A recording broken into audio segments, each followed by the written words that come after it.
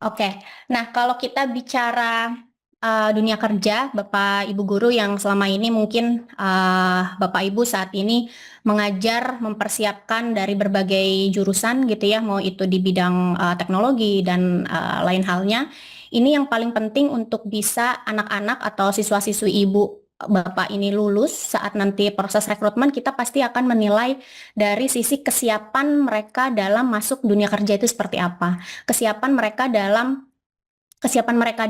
adaptasi, kemudian juga bagaimana mereka nanti melihat real proses bisnisnya seperti apa di industri kita, sehingga makanya ini penting untuk bisa dipersiapkan dari ruang kelas atau di sekolah gitu. Nah, saat saya proses rekrutmen, mungkin ini saya sharing gitu ya dari awal bagaimana siswa-siswi ibu bapak nanti masuk ke perusahaan. Nah, setiap proses rekrutmen yang ada itu kan biasanya dari mulai kita kan mempersiapkan administrasinya dulu, CV yang memang siswa-siswi ibu atau lulusan bapak ibu ini siapkan, kemudian nanti ada proses interview seperti itu ya, kemudian juga ada psikotes juga, sampai nanti ada mungkin technical test sebelum mereka memang betul-betul masuk ke perusahaan atau industri lah ya gitu. Nah, hal proses ini yang memang uh, betul-betul perusahaan itu screening, betul-betul lihat apakah kandidat ini atau karyawan ini memang siap untuk masuk di posisi-posisi yang memang kita lagi cari dan butuhkan. Nah, ini realita yang ada setiap kami atau saya rekrut untuk lulusan SMK. Kebetulan di Binat sendiri itu kan kita banyak merekrut lulusan-lulusan SMK di beberapa posisi ya seperti field engineering atau network engineering. Nah, memang dan itu posisi-posisi yang memang banyak ditempati oleh lulusan SMK khususnya jurusan TKJ gitu. Nah, mungkin buat Bapak Ibu yang di jurusan TKJ ini bisa menjadi concern karena saat kita proses rekrutmen, kita di awal rekrutmen itu pasti menanyakan kesiapan mereka dari sisi waktu. Misalnya kalau di perusahaan telekomunikasi itu kan kita ada istilahnya jam kerja secara shifting gitu ya. Nah, hal-hal ini yang mereka belum banyak ketahui dan belum banyak siswa-siswi ini siap untuk menghadapi mungkin jam kerja secara shifting. Makanya hal-hal ini penting untuk mungkin disiapkan dan diinformasikan sehingga saat mereka menghadapi realita di industri telekomunikasi khususnya atau di beberapa industri yang memang ada budaya kerja shifting itu mereka sudah siap dengan budaya itu gitu. Nah, jadi banyak saat interview itu mereka baru menyadari ternyata ada shifting ya. Ternyata harus ada shifting pagi, malam atau siang kayak gitu. Nah, hal-hal ini harapannya sudah memang diedukasi sejak sekolah bahwa tantangan di dunia kerja itu salah satunya yang harus dipersiapkan adaptasi terkait pola kerja yang mungkin berbeda di setiap industri dan perusahaannya itu sendiri gitu. Makanya saya mungkin mengajak Bapak Ibu guru untuk bisa melihat dulu prospek kerja atau prospek karir di masing-masing bidang yang Bapak Ibu sekarang sedang ajarkan, budaya kerjanya seperti apa gitu ya, mungkin pola kerja yang akan nanti menjadi uh,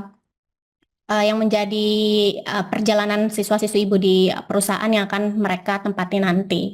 Nah, lebih dalam lagi itu baru proses rekrutmen nih Bapak Ibu gitu ya. Jadi sebelum mereka proses aja kita udah screening dari kesiapan mereka terhadap budaya kerjanya, belum lagi saat mereka sudah masuk. Nah, ini yang akan kita bahas sekarang gitu. Ketika mereka sudah masuk sebagai katakanlah entry level dan sudah masuk ke dalam ya early profesional gitu ya, ada banyak hal yang menjadi penilaian kami di perusahaan untuk bisa memastikan performa, untuk memastikan kinerja, dan untuk memastikan potensi karyawan tersebut apakah bisa kita propose atau kita bisa tarik sebagai yang next level untuk karirnya sebagai promosi nanti di yang akan datang. Hal-hal itu yang kita lihat saat proses berjalannya karyawan tersebut di perusahaan gitu. Makanya hal yang paling kita akan bahas hari ini untuk kinerja atau soft skill perilaku yang paling kita uh,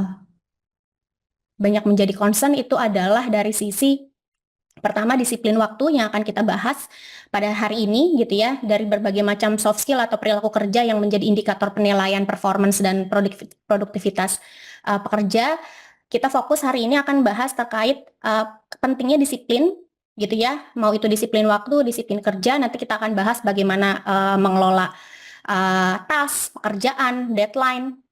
Kemudian juga kita bahas terkait prokrastinasi nih. Mungkin Bapak Ibu juga sering mendengar siswa-siswinya prokas. Nah, ini juga di karyawan atau di tempat kerja juga banyak ditemukan bahwa ya menunda-nunda pekerjaan karena deadline-nya masih lama sehingga nanti dinanti-nanti gitu. Nah, ini yang memang jadi problem karena itu akan berdampak pada produktivitas kerja dan juga pasti berdampak pada customer atau pelanggan di perusahaan kita gitu. Makanya ini penting untuk kita bahas sehingga itu bisa dipersiapkan di sekolah dan di kelas. Nah, kemudian terkait ketahanan mental nih, karena kalau kita bicara kerja ya udah pasti harus kita siapin mental. Kenapa? Ya karena kita menghadapi pastinya ya tantangan gitu ya, tantangan di setiap pekerjaan karena banyak hal mungkin pekerjaan-pekerjaan yang baru dan mereka dituntut untuk bisa terus bisa agile, artinya ya bisa menyesuaikan ritme pekerjaan yang ada di tengah dengan deadline, belum lagi mungkin belum paham dengan cara kerjanya. Nah, ini nih mental ini yang memang harus benar-benar dibentuk bahkan sejak di sekolah gitu. Dan terakhir ya mungkin kita akan bahas terkait ya manajemen emosi yang memang ini juga berpengaruh penting terhadap performa kita sebagai profesional dalam memanage pekerjaan dan mungkin perasaan-perasaan emosi yang sering kali muncul during kita belajar gitu. Mungkin Bapak Ibu juga mungkin bisa nanti selama proses kita sambil diskusi di mungkin di chat box-nya YouTube ini boleh ya Pak ya. Nanti kita akan bahas dinamika-dinamika yang sering terjadi di ruang kelas. Nah, kita kalau kita bicara lagi realita di industri gitu ya Pak ya. Tadi kalau saya bicara tentang rekrutmen kerja gitu, mungkin seringkali kita fokus pada oh ini CV kita udah siapin gitu ya. Terus nilai-nilai juga oke. Mau itu ijazahnya, mungkin mau itu sertifikat gitu. Kemudian juga bukti-bukti kompetensi dan lain halnya, pengalaman-pengalaman itu memang penting saat proses rekrutmen dan juga untuk bisa menggali experience yang memang sudah dilakukan selama masa sekolah gitu ya. Nah, ini itu tidak berhenti pada ya nilai-nilai akademik yang memang sudah dijalankan. Itu yang paling penting menjadi concern. Kenapa? Karena pada saat masuk kerja gitu ya, yang paling kita lihat kualitas dari pekerja tersebut, pastinya kita akan melihat dari perilaku-perilaku yang mereka tampilkan gitu ya. Kayak misalnya kalau di Binat itu kan kita ada ya jam-jam kerja yang memang wajib on time gitu ya, karena ya itu menjadi regulasi yang ada di industri kita. Seperti kalau memang working hours ya pastinya jam 8 sampai jam 5. Nah, kita itu ada ya untuk absen, presensi itu kan memang harus tepat waktu ya. Jadi kedisiplinan untuk karyawan tersebut datang tepat waktu, terusnya juga responsif gitu ya. Jadi itu yang memang kita lihat dari kualitas karyawan dan pekerja yang nanti akan dijalani saat proses langsungnya pekerjaan itu gitu. Nah, jadi kayak dari disiplin waktu, terusnya juga, nah kalau di Binat itu sendiri kan karena kita industri telekomunikasi ya, di internet service, sehingga yang paling penting itu adalah ini fast response gitu ya, karena memang pelanggan-pelanggan itu kan nggak bisa nunggu ya Bapak Ibu, sehingga itu yang harus segera kita solving dan koordinasi kecepatan waktu dalam solving, terusnya juga kecepatan waktu dalam merespon, berkoordinasi secara internal, itu yang paling dibutuhkan. Makanya kalau di kita itu wajib secara internal itu wajib WhatsApp-nya tuh centang biru gitu ya. Itu salah satu yang mungkin sedikit culture kita, karena biar memastikan koordinasi dan komunikasinya sampai gitu, dan biar penanganannya lebih cepat untuk pelanggan gitu. Makanya kecepatan merespon ketika atasan WhatsApp atau call gitu ya, untuk memastikan pekerjaan itu kan nggak ada delay ataupun masalah pelanggan kita cepat atasi.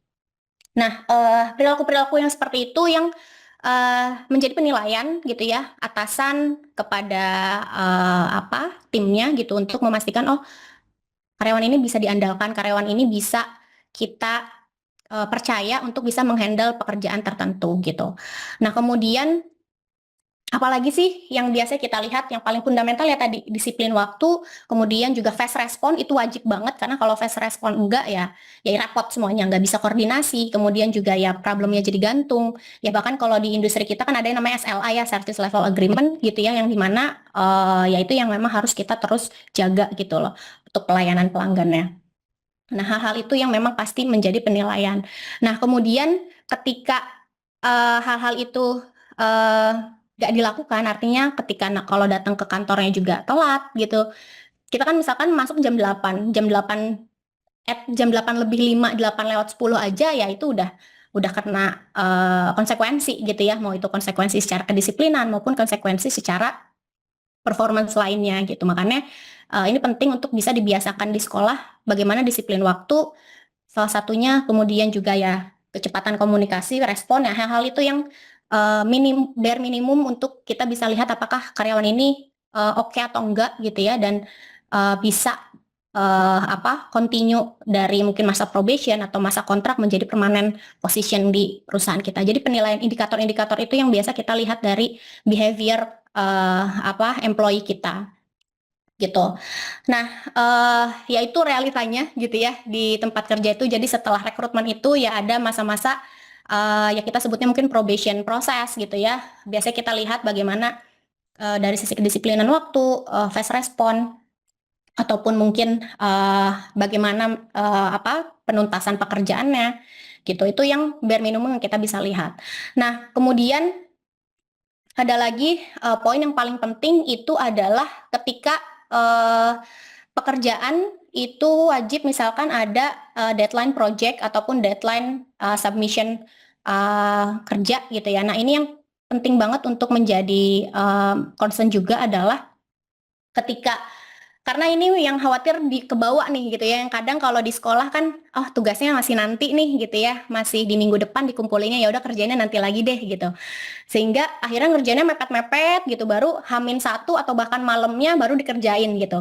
Nah, ini juga bahaya banget nih kalau ini bisa sampai ke bawah ke tempat kerjanya. Karena apa? Karena dampak dari delay submission project atau bahkan kita udah ngerjain nggak report ke atasan gitu. Nah, hal-hal itu yang akhirnya berdampaknya banyak nih gitu. Kalau mungkin kalau di sekolah siswa-siswi nggak pada ngerjain tugas ya nilainya ya nilainya jelek gitu ya ataupun mungkin ya salah satunya nilainya jelek gitu. Tapi kalau di tempat kerja ya kita telat untuk submit kerjaan ya dampaknya ya bisnis gitu ya, dampaknya kepada pelanggan, dampaknya ke produktivitas kerja di perusahaan tersebut gitu. Nah, makanya ini yang ya fatal gitu ya ketika ada tugas-tugas yang ditunda pekerjaannya, bahkan kita udah tahu bahwa timelinenya misalkan di timelinenya itu di hari misalkan tanggal 15 gitu, tapinya tidak ada progres yang di-report ataupun yang dilaporkan ke atasannya atau bahkan dikerjainnya malamnya baru bisa disubmit gitu. Nah, kebiasaan-kebiasaan ini harapannya sudah mulai dibentuk di sekolah sehingga pas nyampe di kerjaan gitu ya, pas nanti mulai memasuki dunia kerja perilaku-perilaku ini itu sudah lebih siap gitu dalam menghadapi deadline-deadline target dari project, deadline target dari pekerjaan-pekerjaan yang sering datang tiba-tiba gitu ya, sering datang tuh mungkin hari ini kita deadline-nya tanggal sekian gitu ya, terusnya juga nanti di pertengahan ada perubahan untuk dipercepat. Nah, itu hal-hal itu tuh pasti wajar terjadi atau itu biasa terjadi gitu ya, karena ya kita harus mempersiapkan ya worst case yang mungkin timbul gitu ya dari project-project yang mungkin lagi kita handle gitu. Kesiapan-kesiapan itu yang memang ya perlu dilatih bahkan dipersiapkan before mereka masuk ke dunia kerja tuh kayak gimana gitu.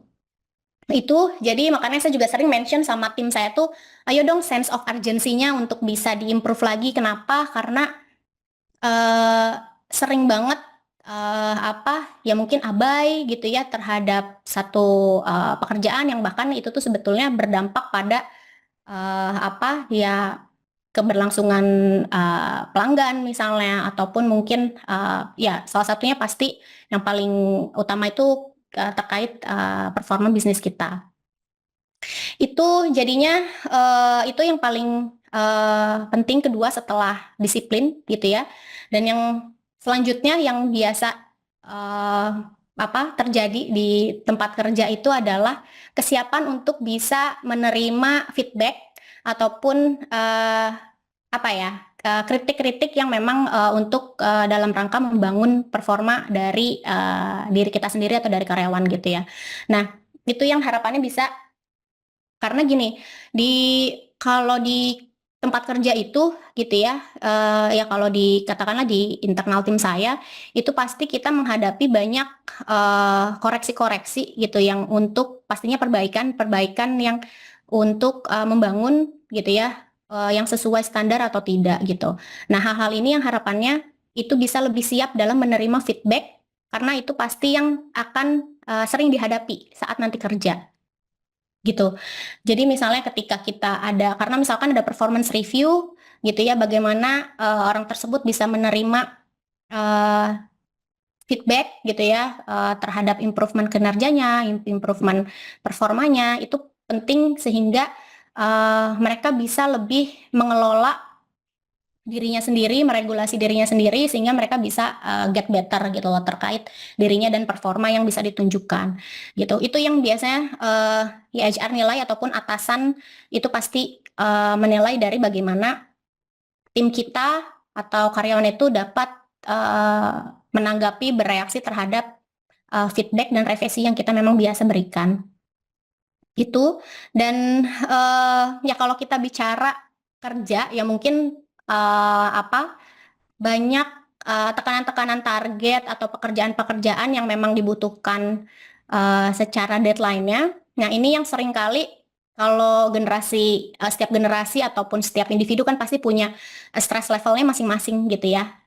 Kerentanan terhadap stres dan lain halnya. Nah, ini yang harus sudah mulai bisa dikelola gitu ya. Jadi dihadapkan dengan banyak tekanan tugas dan lain halnya sehingga bisa meregulasi bagaimana ketika banyak deadline dalam satu waktu tapi harus disubmit besok juga nih gitu ya. Nah, ketika itu menjadi stressful dan itu akhirnya membuat, karena banyak respon yang bisa kita berikan saat kita stres ya.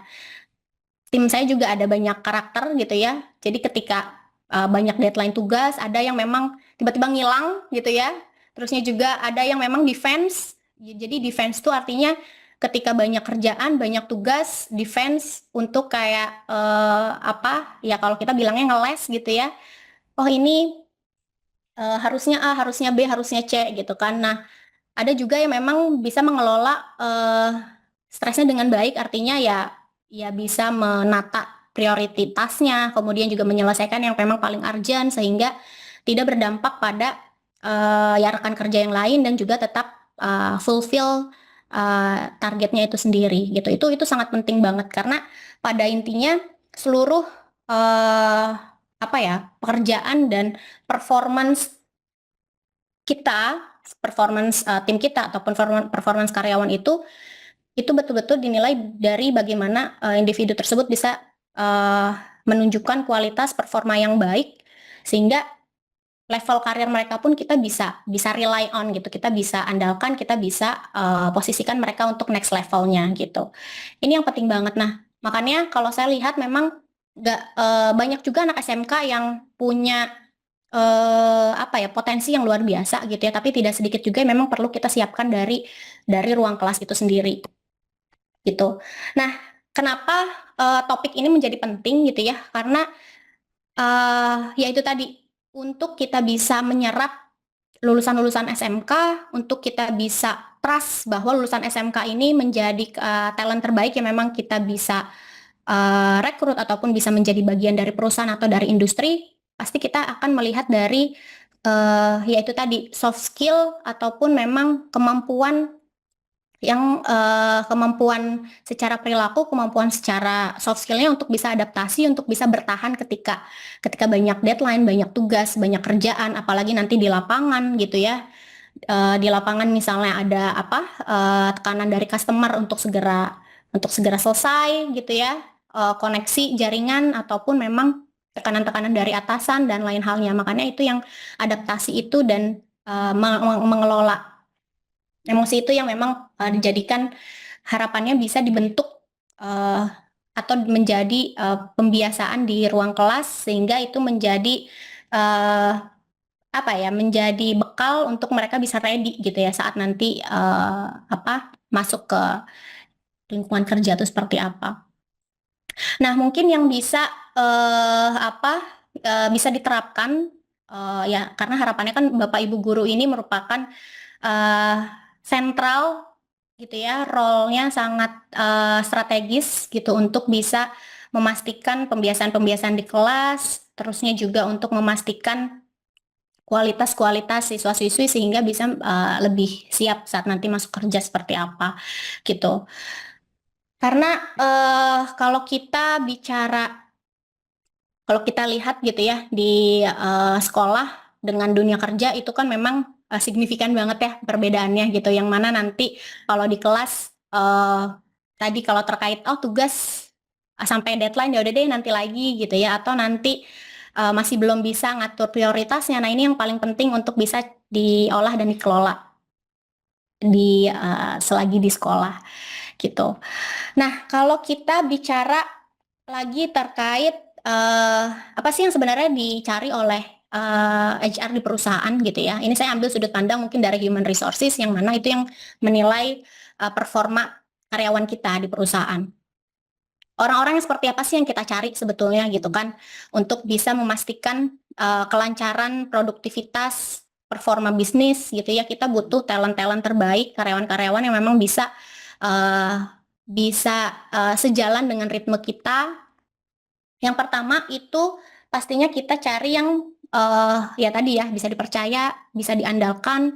Kita lihat dari apakah dia bisa ketika jadwalnya masuk mereka on time, deadline-nya juga selesai, konsisten gitu ya dengan performa yang sudah mereka tampilkan tanpa diingetin terus-menerus. Misalnya karena ini sering banget nih, misalnya ini ada tugasnya deadline-nya kapan gitu ya, misalkan katakanlah deadline-nya besok tapi harus sering di follow up terus. Jadi kita nih atasan yang sering follow up ini udah selesai atau belum gitu. Terusnya juga mana nih reportnya gitu. Harapannya itu bukan lagi di follow up oleh atasannya tapi disiplin dari sisi ya karyawan itu sendiri untuk bisa memastikan submission deadline-nya itu terpenuhi gitu tanpa di follow up ditanya-tanyain terus gitu, karena itu nanti ketika itu terus-terusan terjadi akhirnya yang terjadi adalah ya orang tersebut nggak bisa kita percaya nih untuk handle project besar, nggak bisa lagi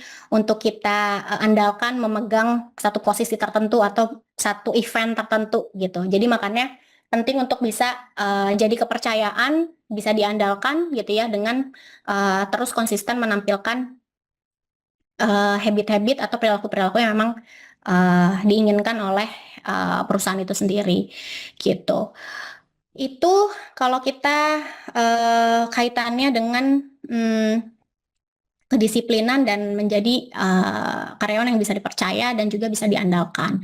Dan yang kedua yang paling penting itu, nah ini nih, bisa mengelola diri gitu ya. Artinya paham prioritas kita di mana, terusnya juga fokus ke targetnya. Jadi kalau di industri itu setiap perusahaan itu kan pasti punya KPI, punya OKR gitu ya, masing-masing perusahaan. Nah kalau di Binat sendiri, di Binat Academy sendiri kita pakai OKR gitu ya. Jadi OKR itu target objektif individu yang perlu dicapai dalam periode tertentu gitu. Jadi misalnya, oke, objektif perusahaan tahun ini kemana, kita breakdown menjadi target-target kecil tim masing-masing gitu, setiap divisi. Nah itu yang menjadi performance target dari masing-masing tim atau masing-masing individu, itu menjadi personal targetnya mereka. Nah, jadi ketika mereka sudah punya target, sudah punya OKR-nya masing-masing, ya fokus kepada target yang akan dicapai. Itu penting banget untuk bisa mencapai tujuan akhir uh, kita bersama di perusahaan gitu. Makanya itu juga sangat bisa diterapkan sebenarnya di sekolah gitu, di ruang kelas. Nanti mungkin kita juga akan bahas bagaimana implementasi itu bisa dilakukan. Jadi fokus ke target periode-periode tertentu sehingga itu berjalan dan nanti akan mencapai pada 100% target yang memang akan kita capai, dan itu akan berpengaruh besar banget kepada produktivitas dan performa bisnisnya gitu. Nah, ini yang kita butuhkan gitu untuk bisa karena kalau di perusahaan kan kita atau di tim gitu ya, itu kita butuh untuk mencapai tujuan itu kan butuh semuanya selaras, seluruh individunya juga bisa mengikuti target bersama gitu. Jadi target target tim itu kita breakdown menjadi target-target kecil di perusahaan, di individunya masing-masing. Nah, keterampilan untuk bisa mengelola diri ini memang challenging gitu ya, artinya karena kalau nggak dibiasain akan pasti sulit, akan pasti juga burn out, yaitu stressful atau bahkan ya apa ya, ya banyak karyawan-karyawan yang baru 3 bulan masuk udah resign gitu ya. Nah ini karena nggak bisa mengelola diri dan nggak bisa tahan tekanan nih gitu ya. Ini yang sering jadi fenomena gitu ya anak ya SMK ini, bahkan PKL aja baru 1 minggu itu udahan atau bahkan ngilang gitu ya karena kaget, oh ternyata Pak apa eh, pekerjaannya A ya, pekerjaannya B ya, oh terlalu berat ternyata, oh ternyata harus A, harus B, harus C gitu. Nah jadi tidak fokus pada apa yang memang bisa ditampilkan atau best performance yang bisa diberikan, tapi fokus pada oh tekanannya terlalu besar nih gitu, sehingga akhirnya ya mereka ya tiba-tiba hilang, tiba-tiba resign gitu. Padahal itu adalah momen-momen penting untuk bisa memastikan keberlanjutan mereka di perusahaan tersebut gitu. Nah ini yang harapannya siswa-siswa SMK atau lulusan-lulusan SMK ini bisa disiapkan dari sekarang gitu, karena banyaknya fenomena tiba-tiba resign, terusnya juga ya jangankan pas masuk entry level deh, PKL aja itu banyak yang tiba-tiba ngilang atau ya menyudahi atau bahkan belum juga mulai tapinya memang ya banyak yang reluctant gitu ya. Nah, hal-hal itu yang harapannya mulai bisa apa ya, dikondisikan, dibentuk gitu ya di luang kelas gitu. Hal itu jadi ketika paham bahwa di dunia kerja itu pasti ada target, pasti ada dituntut untuk bisa sesuai dengan deadline, bahkan harus siap dengan dinamika-dinamika yang ada gitu, sehingga mereka bisa lebih siap saat nanti menghadapi realnya tuh seperti apa sih? Karena kalau anak SMK itu kan awal fase kerja mereka itu kan ada PKL. Nah, ini hal yang baik sebenarnya. PKL itu sebetulnya masa adaptasinya siswa. Masa adaptasi melihat, oh dunia kerja itu seperti ini ya. Oh, ketika apa hands on dalam satu project ini saya harus komunikasi ke atasan tuh seperti apa. Reporting tugas tuh bagaimana gitu ya. Terusnya juga following up, terusnya juga minta feedback. Itu yang saya suka tekankan ketika kalau anak-anak SMK pada PKL terutama itu pastikan ketika kalian dipercaya untuk mengerjakan tugas sesuatu, tanyakan sampai clear deadline-nya kapan. Terusnya juga ketika sudah submit deadline, submit tugasnya, minta feedback, minta revisi. Jadi kalian bisa koreksi dan juga bisa improve gitu. Nah, hal-hal itu yang diharapkan. Jadi ketika mereka memang sudah masuk ke dunia kerja, mereka memang sudah ready dengan apa yang akan mereka hadapi nanti gitu. Itu nah ketika ini dibangun harapannya itu bisa membuat mereka menjadi lebih ready dan juga bisa menampilkan performa yang terbaik, dan sehingga kita pun dari sisi perusahaan dan industri percaya kepada kualitas-kualitas lulusan-lulusan SMK dan vokasi gitu. Itu, dan mungkin kalau kita ini kalau Bapak Ibu guru di sini mungkin ada yang mau ditanyakan atau apapun bisa langsung masuk ke dalam chat box YouTube-nya saja ya Pak ya. Nah, kalau kita kupas satu-satu gitu ya, hal yang paling penting dalam disiplin dan manajemen diri. Nah ini menarik nih, karena saya ini nge-breakdown materi ini untuk bisa sampai diaplikasikan di kelas tuh kayak gimana gitu ya. Kita sepakat bahwa disiplin itu paling penting di tempat kerja, mau itu waktu, mau itu disiplin untuk kerjaan, disiplin tugas gitu, karena itu yang menjadi penilaian kita sebagai atasan, penilaian manajemen ya, HR itu sendiri gitu ya. Nah itu ini sangat bisa sebenarnya diaplikasikan di ruang kelas atau dibiasakan, dibentuk gitu ya untuk jadi pembiasaan dan akhirnya menjadi perilaku baik untuk bisa terus dipertahankan oleh siswa-siswi Bapak Ibu guru di sekolahnya masing-masing gitu. Misalnya kalau kita ambil use case kerjaan itu kita butuh yang namanya datang tepat waktu. Kalau rapat setiap pagi kan itu biasanya suka ada morning briefing atau mungkin weekly meeting, itu kan ada banyak banget meeting-meeting yang memang harus siap dari sisi materinya mungkin, reportingnya gitu ya, terusnya juga ketepatan waktu untuk hadir di meeting tersebut. Nah, itu bisa banget dimulai diaplikasikan atau disiapkan di sekolah atau di ruang kelas. Misalnya Bapak Ibu bisa bikin check-in gitu ya. Sebelum ngajar itu check-in 3 menit untuk tanya, oke, mata pelajaran hari ini adalah mata pelajaran misalnya network engineering gitu ya. Targetnya hari ini apa nih, kira-kira apa yang pengen anak kalian dapatkan. Mungkin itu menjadi itu bisa mulai dibiasakan di kelas gitu. Bikin check-in 3 menit, tanya target hari ini kira-kira apa yang mau kalian ketahui atau kalian dapatkan di sesi mata pelajaran ini misalnya kayak gitu. Itu hal baik bisa mungkin diterapkan di kelas. Terusnya juga ketika ada kerja kelompok, bikin aja time box-nya gitu ya.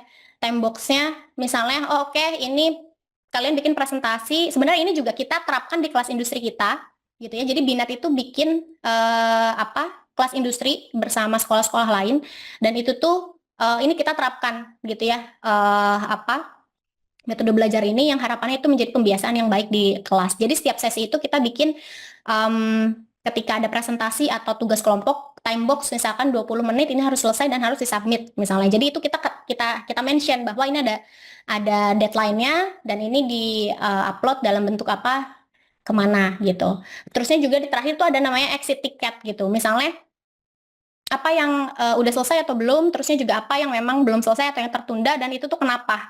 Gitu, itu yang kita tanya. Apa yang udah selesai, apa yang ketunda, apa yang ketunda dan kenapa bisa ketunda gitu. Karena itu yang biasa juga kita lakukan kalau di tempat kerja itu, di setiap briefing, meeting itu pasti kita tanya secara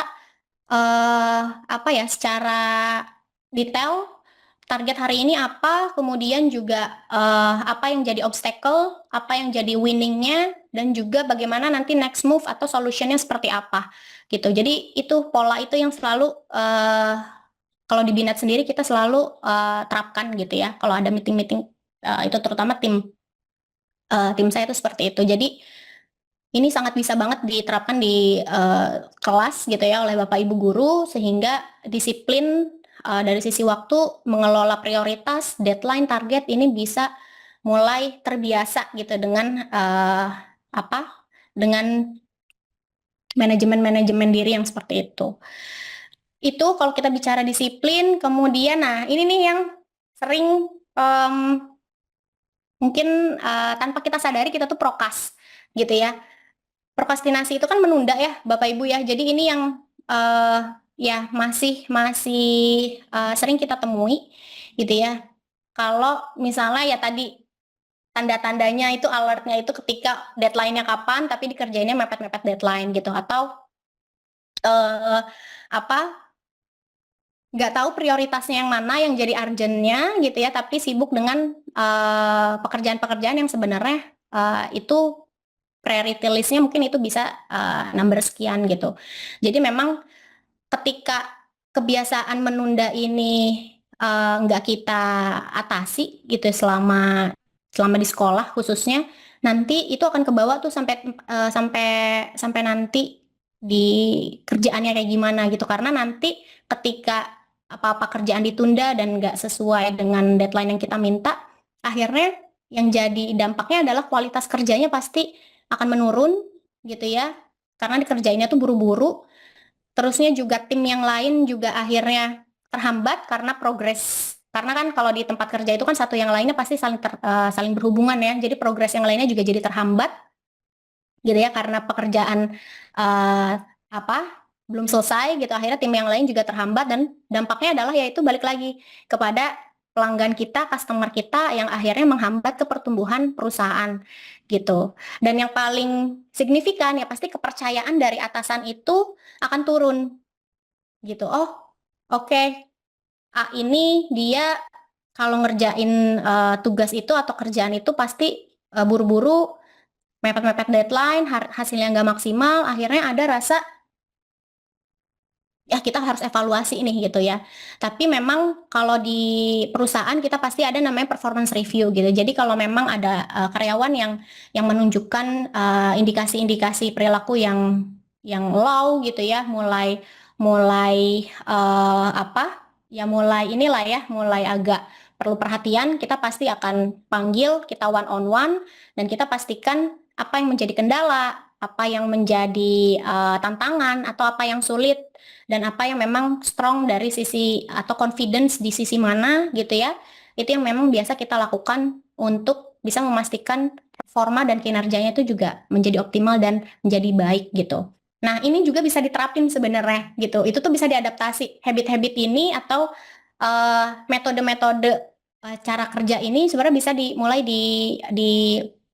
dibiasakan di ruang kelas gitu. Jadi untuk bisa memastikan anak ini disiplin, tepat waktu dan nggak prokes, itu tuh mungkin Bapak Ibu guru bisa melakukan atau memecah tugas-tugas besar jadi milestone kecil-kecil nih gitu. Misalnya tugas besarnya itu mereka harus bikin presentasi, misalnya presentasi project tertentu gitu. Nah, itu dibikin milestone-nya kecil-kecil. Misalnya, untuk provide presentasi itu pertama harus riset dulu terkait materinya itu seperti apa, deadline-nya kapan misalnya. Jadi katakanlah, let's say si presentasinya itu targetnya 1 minggu gitu. Nah, dibuat target-target kecil.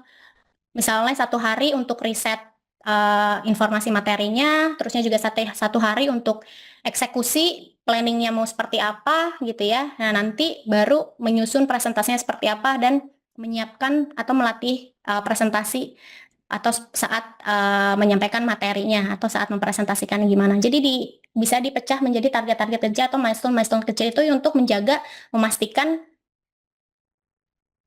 apa fulfill tugasnya secara tepat waktu gitu. Itu yang mungkin bisa diterapkan untuk bisa menjaga biar nggak prokes gitu. Terusnya juga bisa ya itu tadi bisa gunakan aturan mulai 5 menit untuk memecah hambatan awal. Artinya ya ditanyakan untuk kendalanya apa, obstacle-nya apa, sehingga itu nanti dicarikan solusi dan akhirnya kendala-kendala yang membuat dia prokes tuh ya itu bisa tersolusikan dengan baik. Karena sebenarnya yang prokes itu bisa jadi ya memang males aja gitu ya, atau memang yang nggak tahu prioritasnya yang mana, terlalu sulit mengerjakannya dan bingung mulainya dari mana gitu. Makanya penting untuk yang menanyakan ini kendalanya di mana nih gitu. Terusnya juga gimana caranya biar bisa selesai segera. Karena itu juga yang biasa kita lakukan kalau kalau di tempat kerja pasti kita tanya, kenapa ini nggak sesuai deadline gitu. Kendalanya di mana? Terus solusinya apa? Obstacle-nya di mana? Next move-nya tuh mau kemana gitu. Nah, itu mungkin bisa menjadi insight untuk bisa diterapkan di ruang kelas atau di materi mata pelajaran Bapak Ibu saat ini. Itu. Nah, ya karena kalau nunda kerjaan ya pastinya menurunkan kepercayaan. Ketika kepercayaan sudah menurun kepada orang tersebut, ya akhirnya ya itu tadi performanya menurun, jadinya nanti secara karirnya itu akan terhambat, potensi dia untuk bertumbuh jadinya terhambat juga gitu. Makanya penting untuk mulai ya itu tadi sesuai disiplin yang enggak nunda-nunda kerjaan, sehingga kita pun bisa rely on kepada karyawan tersebut atau tim tersebut. Oh, itu cakep banget kalau kita punya tim uh, yang sesuai kita harapkan ya, yang disiplin, kemudian juga secara tanggung jawab, tepat waktu, nggak prokes, sehingga itu kita bisa bisa andalkan dan menjadi talent star-nya kita gitu. Ini secara prokrastinasi yang ini banyak terjadi gitu ya, bahkan tanpa kita sadari mungkin kita juga sering menunda-nunda kerjaan, nanti lagi deh gitu ya. Nah, ini yang harapannya mulai kita improve gitu. Ini ya ketahanan mental, ini saya pengen share sebenarnya karena waktunya terbatas, jadinya saya ingin langsung sharing gimana mungkin ini biar bisa anak-anak kita, siswa-siswi kita itu biar punya resiliensi yang tinggi atau ketahanan mental yang tinggi, karena target-target, tekanan-tekanan di tempat kerja pasti tinggi gitu ya, tidak seperti yang apa yang di sekolah atau di kelas sering jalankan, sehingga kalau di kelas itu ya Bapak Ibu mungkin bisa sering-sering melakukan one-on-one feedback, one-on-one revisi, sehingga mereka sudah terbiasa dengan revisi-revisi, feedback-feedback, dan bisa melihat itu, karena itu akan melatih bagaimana mereka langsung menerima feedback dan menerima revisi secara langsung gitu, karena nggak semua orang tuh pasti punya punya ya ketahanan yang kita harapkan ya gitu, karena saya juga banyak menghadapi orang-orang yang ternyata untuk bisa memberikan feedback, revisi, ya kita juga perlu pendekatan-pendekatan khusus gitu, pendekatan-pendekatan tertentu agar mereka bisa menerima apa yang menjadi improvement mereka. Sebenarnya kan kita memberikan feedback biar mereka improve ya, gitu. Karena ya itu tadi, di tempat kerja itu pasti kita akan menghadapi komplainan, menghadapi target-target yang berubah, tekanan-tekanan tadi, sehingga harapannya itu mulai mungkin dibentuk di ruang kelas gitu. Itu jadi menormalisasi feedback, revisi, dan itu menjadi budaya yang baik gitu ya, ketika sesi kelas berlangsung itu selalu ada improvement setiap sesi atau mata pelajaran di sekolah gitu.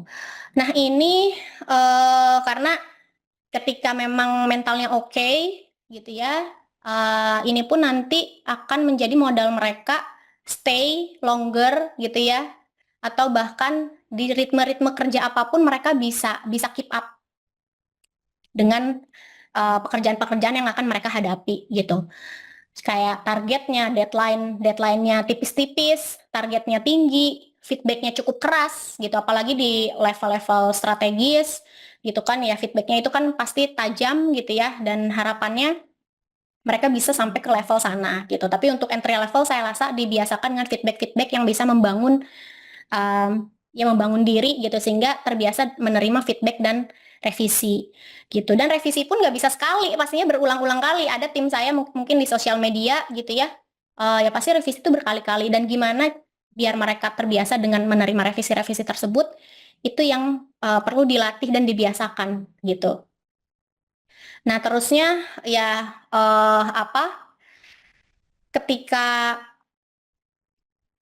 menghadapi ya tadi target, deadline, feedback, ya kalau responnya malah drop, malah defense saat dikritik, atau bahkan ya udah deh resign aja. Nah kita akan kelihatan nih orang-orang yang memang punya mental yang oke, yang resiliensi oke, mentalnya kuat gitu ya, yang mereka justru bakal tetap tenang, justru mengevaluasi, belajar dari apa yang menjadi kesalahan atau kegagalan, dan abis itu improve.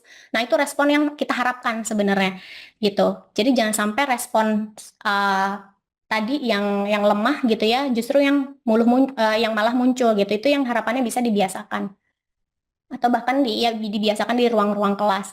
Itu kita sangat berharap sih untuk pendidikan saat ini bisa membentuk adaptasi kerja yang sebetulnya itu bisa diterapkan saat di lingkungan atau sesi-sesi kelas berlangsung. Itu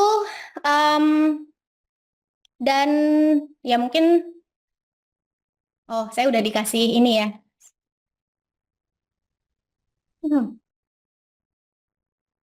Udah dikasih alert waktunya katanya sudah selesai, tapi sedikit aja izin ya, mungkin ingin menyampaikan karena ini penting untuk mengelola emosi itu seperti apa gitu ya.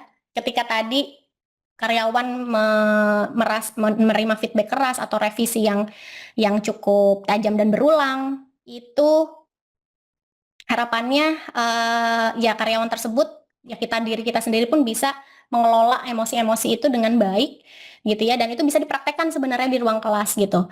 Kayak gimana, dan ini sebenarnya ini juga saya terapkan gitu kan di tim saya sendiri gitu. Kayak misalnya ketika kita ngasih feedback, ngasih revisi ke ini mungkin ini salah satu adaptasi yang mungkin bisa diterapkan.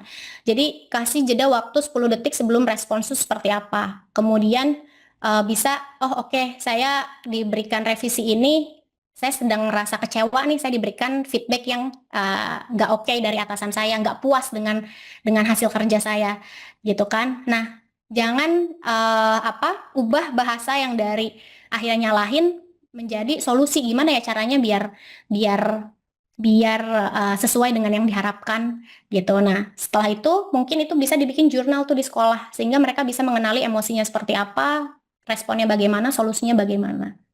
Ini yang harapannya bisa mulai kita shape atau bentuk di ruang kelas sehingga saat masuk ke lingkungan kerja itu mereka menunjukkan performa yang terbaik dan nggak ada lagi tuh istilah 1 minggu baru PKL tapi udahan karena aduh ternyata jauh capek gitu ya belum juga kerja tapi di sepanjang jalan aja sudah merasa ya udah enggan gitu kan dengan hal-hal itu. Jadi harapannya ini kita bisa siapkan dari sekarang.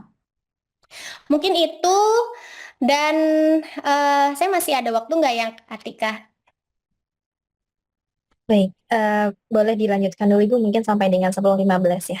Oke, terima kasih ya. Nah, eh, ini mungkin saya langsung ke aktivitas yang mungkin bisa langsung diterapin biar biar apa tadi perilaku-perilaku yang tadi itu bisa kita bentuk dari ruang kelas. Yang pertama mungkin ini bisa diadopsi atau bisa dipraktekkan di ruang kelas. Jadi mungkin Bapak Ibu guru yang ada di sini bisa bikin rutinitas awal kelas di setiap mapelnya. Misalnya check in 3 menit. Jadi anak-anak hari ini mau ada mata pelajaran matematika misalnya. Targetnya hari ini mau ngapain? Atau bahkan lebih bagus lagi anak-anaknya diberikan dulu materi atau modulnya atau buku pelajaran. Itu kan mungkin masing-masing sekolah punya metodenya sendiri-sendiri ya. Jadi mungkin sebelum besok itu materi-materinya sudah dipelajari dulu anaknya. Jadi anaknya juga sudah tahu, oh hari ini akan ada materi ini, targetnya apa nih? Kalian pengen mempelajari apa hari ini, apa yang mau diselesaikan. Gitu. Terusnya juga cek kesiapannya, udah disiapin apa aja bukunya atau apa segala macam dan bikin prioritas list setiap sesi akan dimulai itu apa. Jadi hari ini yang akan kalian pelajari A, B, C, D, kemudian nanti akan ada presentasi dan terakhir akan ada apa. Jadi mungkin itu bisa mulai dijadikan rutinitas di kelas sehingga itu akan membentuk habit-habit kedisiplinan tadi. Terusnya juga mengetahui atau mulai terbiasa dengan prioritas kerjaan, prioritas tugas gitu. Kemudian yang kedua ini juga mungkin bisa diadopsi dan diterapkan itu bikin milestone tugas gitu karena ini juga yang di perusahaan kita juga terapin. Jadi dari target besar kerjaan itu di breakdown menjadi eh, tahapan-tahapan atau yaitu tadi ya milestone untuk bisa selesai gitu. Itu sangat bisa diterapkan dan mulai menjadi rutinitas atau metode yang diterapkan di sekolah. Jadi misalnya untuk bisa selesai project A, deadline kecilnya gitu ya, satu harinya apa, hari kedua bagaimana, hari ketiga, jadi bikin timeline. Itu akan membiasakan siswa atau membiasakan individu untuk bisa memanage tugasnya dengan baik dan juga disiplin dengan target-target kecil. Dan yang terakhir mungkin bisa bikin refleksi gitu ya. Karena ini juga yang biasa dilakukan, jadi bikin evaluasi kalau di kita gitu ya. Nah di sekolah mungkin bikin namanya refleksi, entah itu mungkin siswa bikin evaluasi diri mereka, apa yang menjadi kendala di sesi mata pelajaran yang sedang berlangsung, kendalanya apa, terusnya juga yang mereka sukai dan kuasai di sesi itu apa, terusnya juga kira-kira apa yang mau diperbaiki biar kendalanya bisa teratasi gitu. Jadi setiap sesi materi sebenarnya itu bisa diterapkan rutinitas atau refleksi yang ya bisa terus-menerus dilakukan gitu. Itu akan bisa membangun atau membentuk karakter perilaku yang diharapkan gitu. Ini mungkin ya, dan saya juga pengen nanya nih, mungkin ini terakhir ya, Atika. Nah, mungkin saya juga pengen nanya ke Bapak Ibu guru yang sekarang lagi join. Nah, kira-kira dengan kasus satu misalnya, ini saya pengen tahu menurut Bapak Ibu ya, kira-kira problemnya ada di mana. Nah, ketika misalkan siswa Bapak Ibu rajin hadir, gitu ya, siswanya rajin hadir tapi selalu mengumpulkan tugas di menit-menit terakhir dan hasilnya itu kurang rapih. Nah, kira-kira masalahnya ada di mana? Disiplin kah? Atau di manajemen waktu kah? Atau anak tersebut terlalu perfeksionis sehingga ya hasilnya seperti itu. Coba bisa direspon mungkin ya di chat box-nya. Nah, kemudian di kasus 2, siswanya oke, cerdas gitu ya, tapi langsung drop ketika dapat koreksi. Gitu. Biasanya orang-orang yang seperti itu, yang cerdas dan gak biasa menerima koreksi dan revisi, mereka langsung drop dan enggan coba lagi. Kira-kira ini problemnya ada di mana? Ada di ketahanan mental atau siswa merasa dihakimi. Nah, ini kira-kira menurut Bapak Ibu seperti apa ketika atau bagaimana mengatasi ketika menghadapi siswa seperti ini? Yang ketiga, misalnya pas lagi kerja kelompok, kita lihat misalkan, oh siswanya mudah emosi nih, terusnya juga saling nyalahin karena hasilnya nggak sesuai. Nah, ini bisa dibahas atau kira-kira aturan komunikasi kayak gimana sih biar nggak ada konflik atau gimana cara regulasi emosinya gitu. Nah, atau Bapak Ibu akan menghadapinya seperti apa ketika melihat situasi seperti ini gitu.